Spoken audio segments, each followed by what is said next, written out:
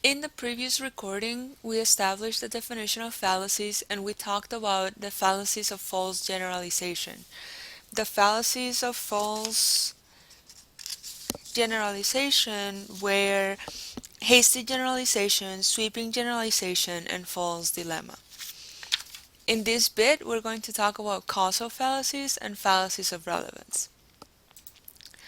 We're going to have four different causal fallacies: questionable cause, misidentification of the cause, post hoc ergo propter hoc, and slippery slope.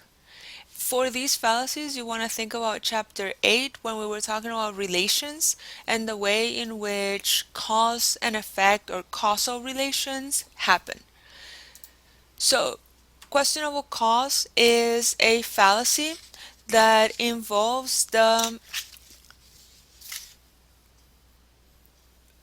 description of a cause and effect for which no real evidence exists.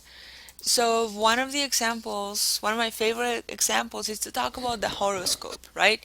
Because if I had been born in August 20th, I would be exhibiting leadership skills, magnanimous, I would be charming, which I don't have.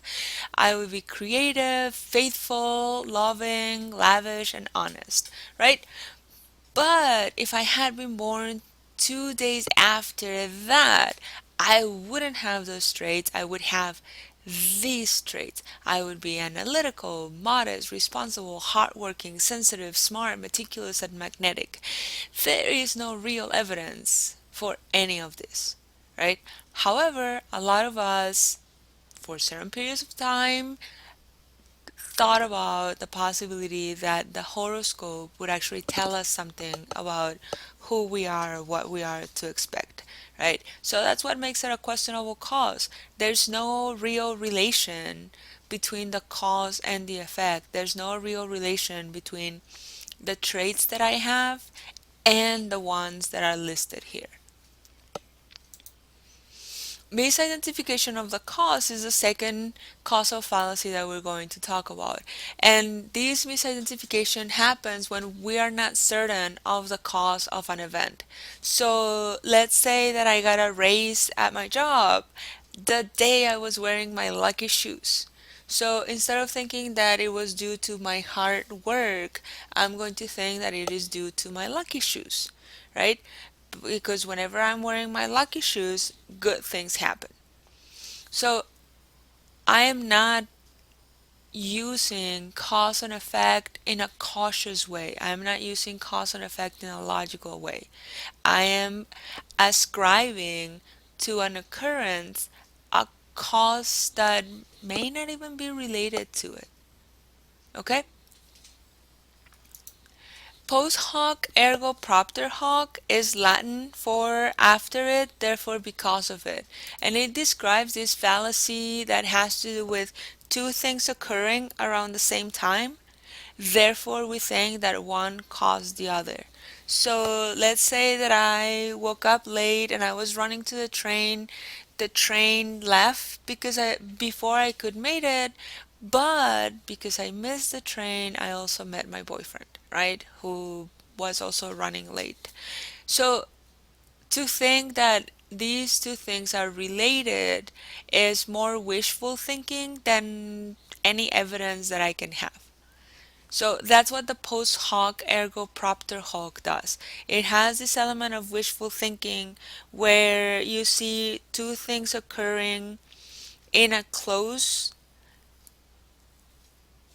period of time and you think that they have to be somehow they have to be connected, right? So the story about how I met my boyfriend is not true, but it illustrates how the post hoc ergo propter hoc happens and how many people think about their fantastic stories of how they met their significant other. The last fallacy that we study under causal fallacies is the slippery slope. The slippery slope describes precisely that. Imagine that you are atop a slope and the slope is wet and you can slide off of that slope, right? So the fallacy asserts that one undesirable action will lead to a worse one still. So, like my hamster friend here says, gay marriage would lead to bestiality. If we allow gays and lesbians to get married, then what is there to stop us or to stop people from marrying, like the New York guy said last year, their turtle? Because obviously this is a logical progression of causes and effects that one can have. You should see how much I'm shaking my head. Um, right? So the slippery slope asserts that one bad thing is going to happen if we allow another one another bad thing to be like legalized in this case. But the problem is that it's a fallacy because we can't prove, we don't have evidence that that will actually be the case. So in the hamster cartoon, there are two slippery slopes there. Gay marriage would lead to bestiality, just like how women voting led to hamsters voting, right? It's a way of telling the people who think that the first one will happen that legalization has never really given animals the rights that it gives to ourselves. So, those are the four different causal fallacies that we're going to study in this course. There are more causal fallacies, there are more fallacies than the ones we're studying.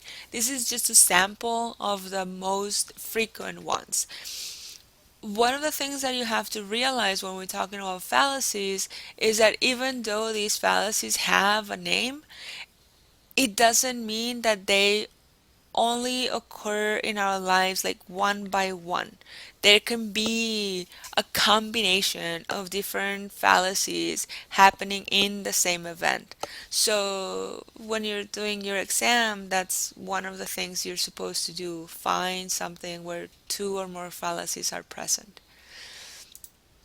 Okay, last one. And I should have done it this way because that's what I had been doing. We cover fallacies of false generalization, causal fallacies, and we're going to talk about fallacies of relevance. There are four different kinds of fallacies of relevance. Appeal to authority or tradition or bandwagon are all under the same category.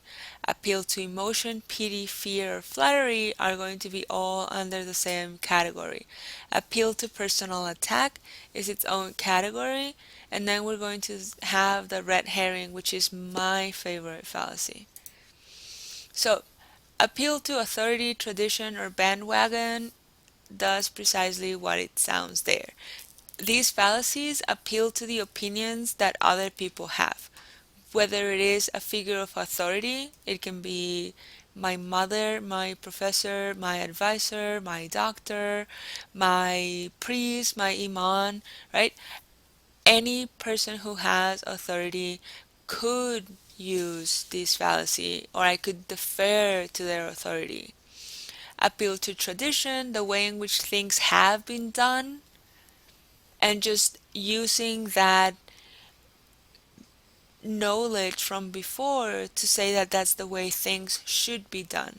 And bandwagon, when a lot of people start using certain things and somehow we think it's cool if we do it too, right?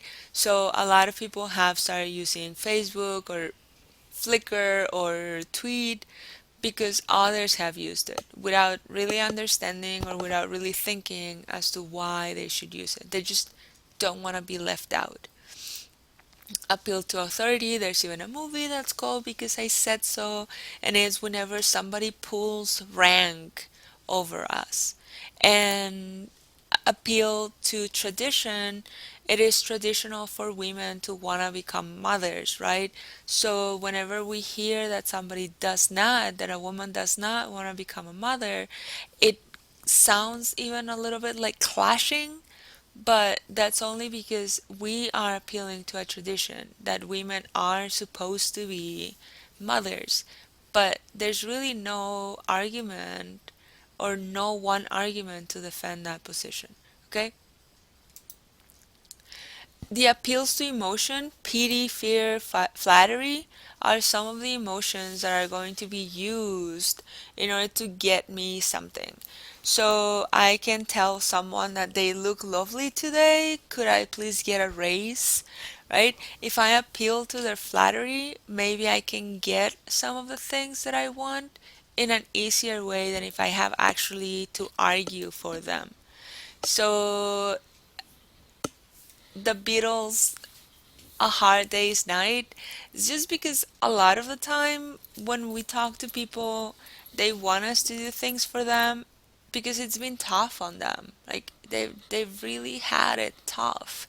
So wouldn't I watch their kids, or wouldn't I just, this is I'm thinking about my youngest brother, wouldn't I just buy some stuff for him because it's been tough, right? There's no argument. It's just I love him. He's my baby brother, so he tries to pull whatever strings he can pull. He can pull a lot, but don't ever tell him that, right? So, appeal to emotion, we use pity, please feel bad for me.